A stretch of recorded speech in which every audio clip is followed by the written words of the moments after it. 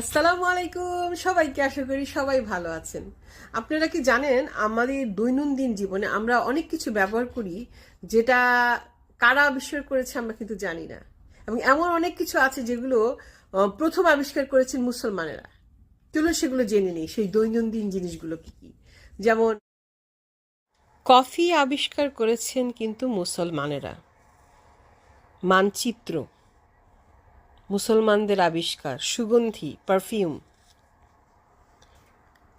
এটাও মুসলমানরা আবিষ্কার করেছেন প্রথমবারের মতো। চশমা, অপটিক্যাল। কলম, জি, কলমও আবিষ্কার করেছেন মুসলমানেরা। তারপরে আছে ঘড়ি, সময় দেখার ঘড়িও আবিষ্কার করেছেন মুসলমানরা। চেস, দাবা। দাবা আবিষ্কার না হলে কিভাবে খেলতাম বলেন তো?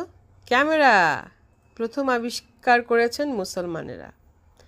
অ্যালজেব্রা, ঠিক ধরেছেন, মুসলমানরা আবিষ্কার করেছেন। সাবান, সাবানও কিন্তু মুসলমানদের আবিষ্কার। ভেবে দেখবেন সবাই।